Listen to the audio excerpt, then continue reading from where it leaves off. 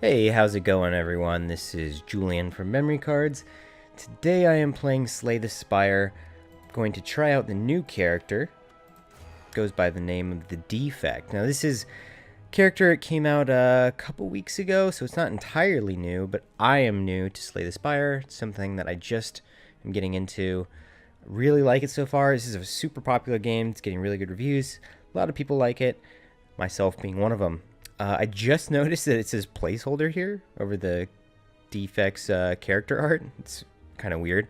But this game is in early access, and to even play as the Defect, you need to be playing the beta version via Steam. This is a PC-only game right now. I expect that once it has a full release, it'll show up on other stuff. I would love to see this game on Switch. There's so many PC, like, not only card games, but there's a lot of PC strategy and simulation games that I want to see on Switch. I just want to see more stuff on Nintendo Switch. But anyway, let's play as the Defect. I have done a few runs with the Defect so far, and to be honest, I haven't done that well.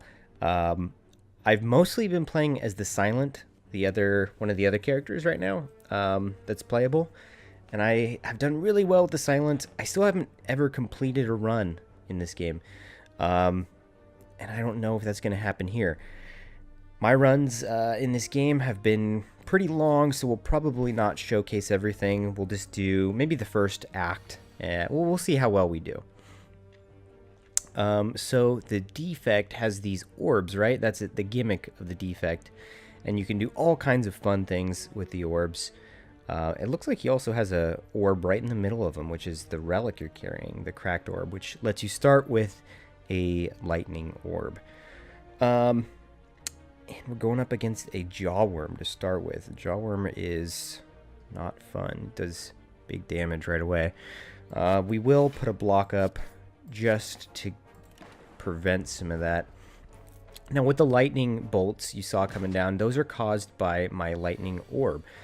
Right now I have 3 orb slots, and you can have you can get more cards that add more orb slots, and then you have cards, obviously, like you saw there, that generate the orbs in your orb slot. So now I have 2 lightning orbs, and the passive effect at the end of the turn, it's going to do 3 damage to a random enemy.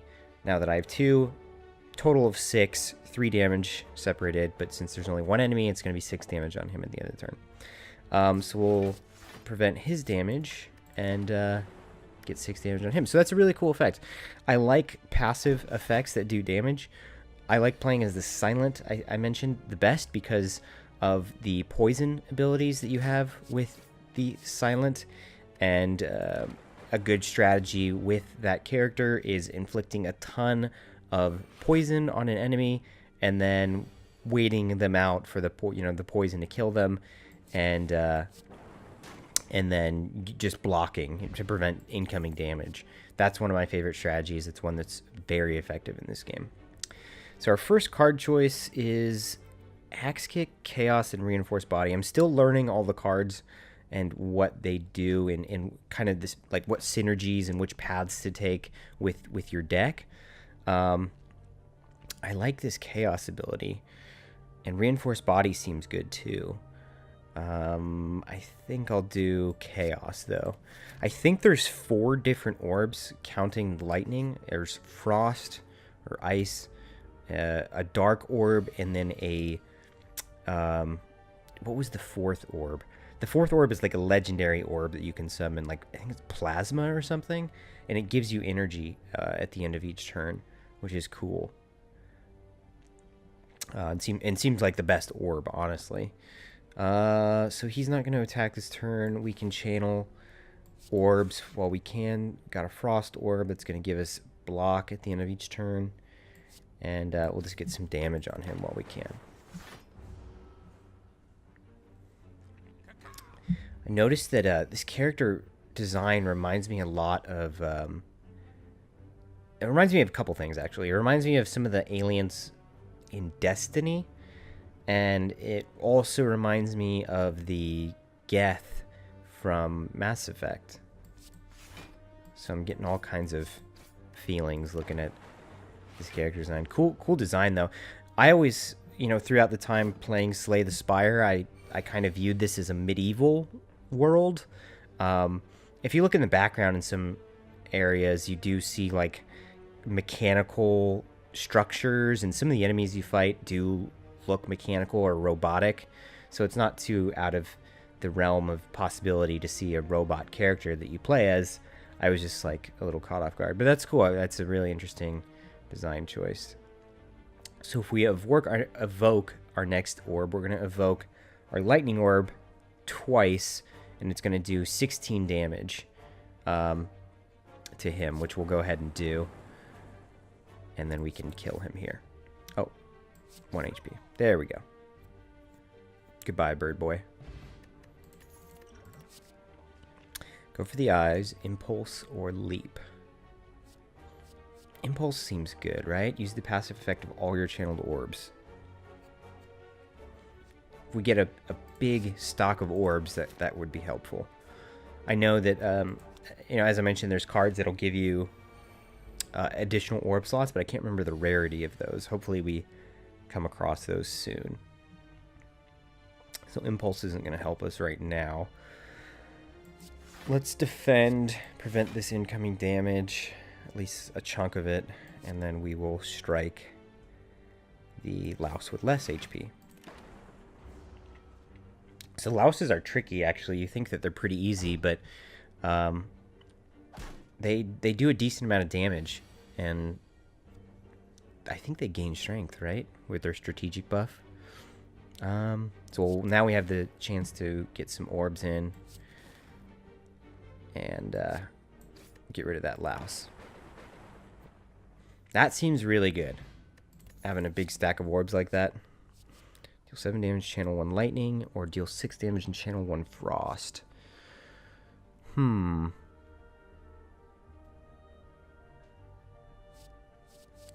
think we'll do cold snap because we already have a lightning generating card. Maybe we'll go for like just an orb heavy deck where we're just generating a bunch of orbs and then hopefully getting more cards that evoke them. That way we can cycle through them pretty quickly. We'll defend, get some damage out, and get a frost orb, which is going to give us 2 more block, which will actually prevent his incoming damage, which is really great. And we should run through him pretty quickly. I, so far, haven't got past the first act with the defect. I keep misjudging HP with him. But hopefully we don't make those mistakes. Got Dark Orb. Dark Orb is cool. You need to have the evoke cards to get the effect from it, though, because all it does is increase damage every turn, and then when you evoke it, it does that damage to the lowest HP minion. But you need to have an evoke card, and you need to time it right, because, well, the only evoke card I have right now is one that is going to evoke my next orb. So I would need to evoke these 2 first before I got to that one. Let's just defend twice here, so we're only taking 2 damage. Oh no, I forgot we get our block from the ice orb, so that negated all of his damage. It's helpful. Ooh, impulse, right? So if I impulse here, it's going to increase damage, it's going to give me block, and it's going to do 3 damage, because this is the passive effects. Let's do that. And then we'll strike. That's 12. Not quite.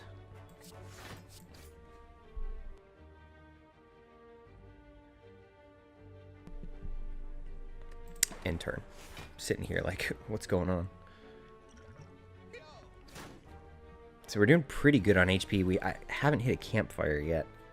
We want to start heading towards one. I think there's one coming up, though. And we can upgrade our card. A card. Self-repair. I like self-repair. Healing HP is super nice. And that's why playing as the... I forget the warrior's name, but he starts with the relic that heals his HP every turn. And it's super helpful. We'll play self-repair now to get out of the way. Defend, and then we'll play a chaos, and we'll get a dark orb on the board. These rats are so gross. If you really like look at some of the designs of the minions that you go up against, some of them are really gross looking. Like, to me, like, this is the grossest one probably, because you got these rats that are dead. They're dead ass rats, and they have these spores, these mushrooms running through them. You could see the vines and shit coming out of them, out of the eye. When I first saw this, I didn't really look at it, but as I started to really like digest what I was seeing, I was like, oh god, that's gross. I just imagine seeing that in real life. It's awful. Okay. Let's cold snap. Or should we lightning so we get damage going? Let's channel a lightning, defend, and then impulse. What does this do again? 2 vulnerable on death. So when we kill them, they're going to apply vulnerable to us. But that's okay, because we can take them out relatively close to each other. I wonder what happens when you play a orb card. Does it remove your first or your last orb slot? Or does it not do anything at all? Don't really want to test it out right now. Just want to head up to the next I want to get to the end of Act 1 at least. Fusion. Plasma is the other one. It is. Okay. I want to go heal. I don't want to take out an elite boss right now. Not trying to be too risky. Okay, so where are we here? Pretty far away still. If we head this way, we get a unknown area, campfire. Yeah, so we could probably head this. We'll have to fight 2 elite bosses, but you know what? Or if we go... Oh, that's actually a better option. Follow that path. What do we have here? Upgrade a card. Perfect. Okay, doing that does nothing. Chaos. Channel 2 random orbs. That's good. Dual cast. Evoke your next orb 2 times. So that doesn't get any... Oh, it just upgrades to 0. Fusion upgrades to 1. 10 HP. I think that's a good card to upgrade right away. And then, let's see. We could go to the campfire and upgrade again. Hit a treasure. 3 enemy encounters in elite.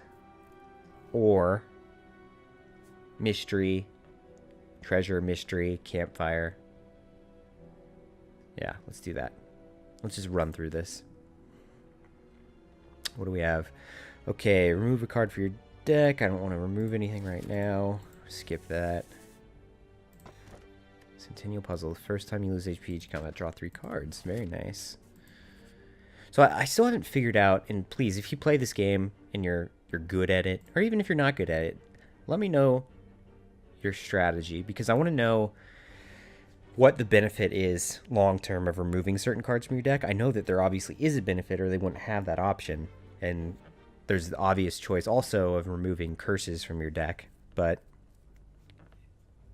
what is the benefit of removing certain cards? Like if I was to remove strikes or something, like what is your ideal deck going forward? Because you obviously don't get a full control over the deck you build. It's all random while playing this game, but please let me know. Tell me what your experience is. So do we want to offer a card?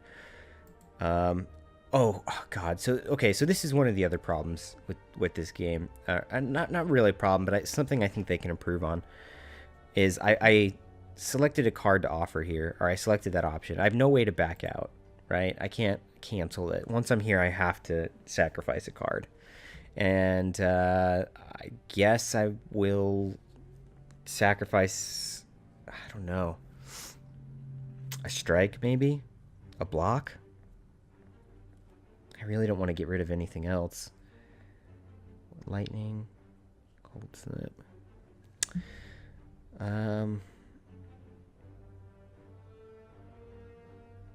Let's just get rid of cold snap. What did that do? Okay, that only healed me for 5 HP. That's not good. I was hoping for something better. You get rewards there based on what you upgrade. But we'll upgrade Chaos, and that way we'll have the additional orb when we use that card. So here is where the lightning is going to pay off with all these nasty slimes. Okay, well, let's get rid of this back here and defend. Limit damage we're taking each turn. This shouldn't give us too much trouble. I think this slime gives us slime cards, which take up spot. No, it just weakens us. Okay. Self-repair. Zap. Impulse.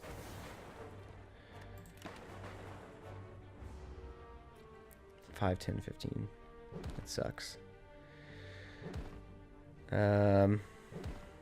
Okay, well, at least we're healing, and we'll get another campfire shot.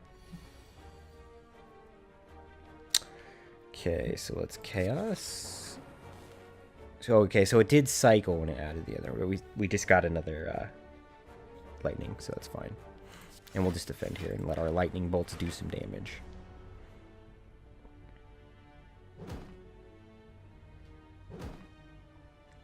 You know, I don't expect the full game to come out for a few months. This is still really early access. But,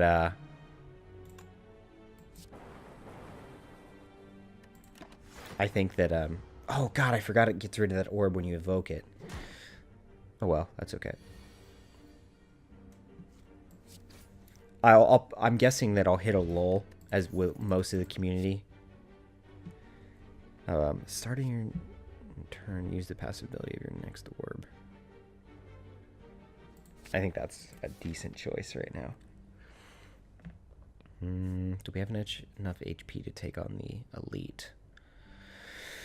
You know what? Let's just head right for the boss, because I want to accomplish at least that in this video. Whenever you channel an orb, draw a card. Wow, that seems good. Okay, we'll take that. And we got a bunch of potions. Plated armor, focus, and strength. Anyway, what I was saying is I think that, you know, we did just get this update with a new character, the Defect, but the content here is pretty limited, and I'm wondering else, besides new characters and new cards, what they can add. You know, right now there's 3 acts in this game, 3 floors that you traverse, and assuredly they'll be adding more. What does plated armor do? That's not block, right? I guess this is permanent block, maybe?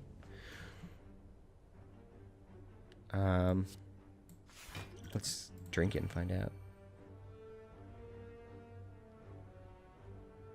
Gain 4 block at the end of your turn. Losing HP from an attack reduces plated armor by 1. Oh, okay. That's interesting. Oh, shit. Not enough energy.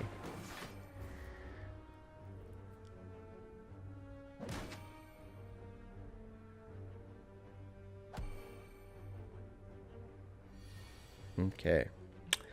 Well, there we got a bunch of cards, so we'll self-repair for sure.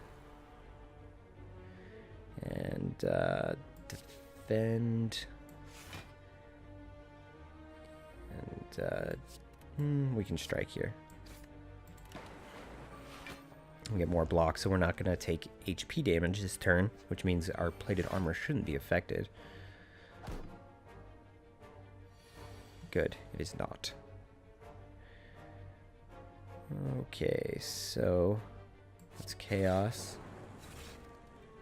impulse, block, and then defend. And then again, no HP damage, so our plated armor shouldn't be affected. That's great. We can loop and defend. And almost enough to negate his damage, but that's okay. We can take a little bit. We'll lose plated armor, I think. Or it's down to 1 now. Let's defend for sure. And pass our turn. Because we don't want to get rid of our block. Our ice block right now. It's like Hearthstone, we're playing ice blocks. Man, I really need I really need some attack cards, though. Play Prime while we can. It's not going to be needed. We're just trying to run down this guy's HP as soon as possible. There we go. Oh, God. Okay.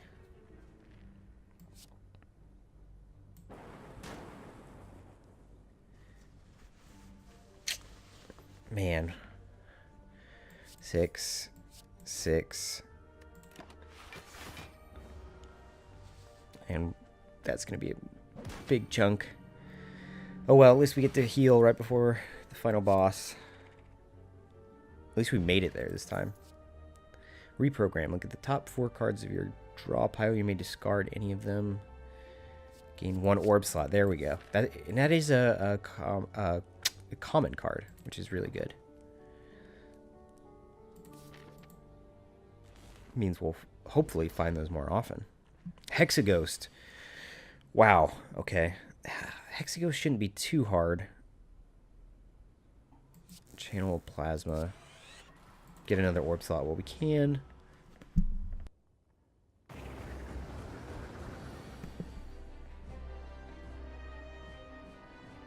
Let's see. We need to defend here. What potions do we have? 2 strength, 2 focus.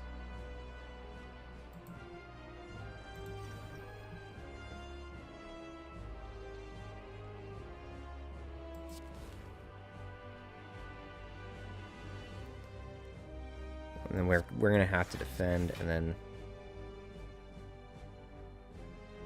we'll save impulse right now, because I'm not sure when exactly we want to use that. But oh God, I gotta drink this strength potion now. I gotta be able to do more damage. Loop, defend,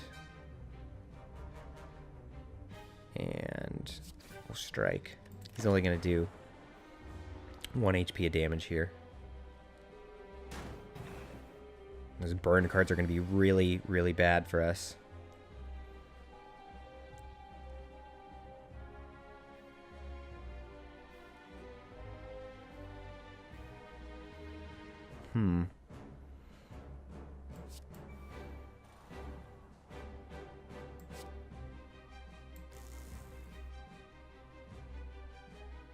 Oh, I didn't want to do that. I misplayed there. Oh, God. Oh, jeez. All right. We're in trouble. We are officially in trouble.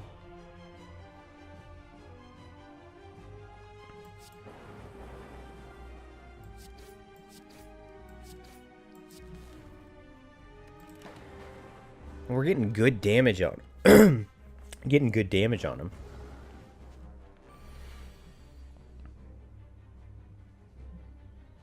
Self-repair is not helpful. Well, we can play it now. This is taking up space, though.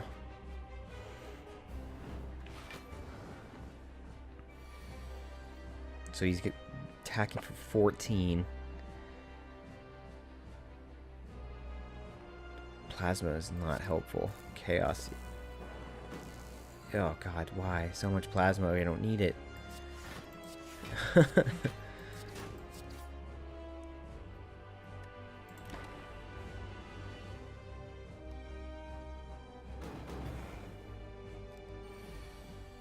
I'm hoping to fill these out with ice blocks.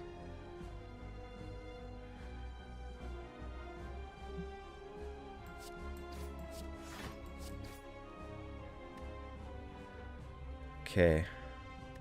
Impulse is also, again, not helpful. We may be able to pull out a victory here. It's going to be down to the wire. This actually might be it. This turn might be my last one.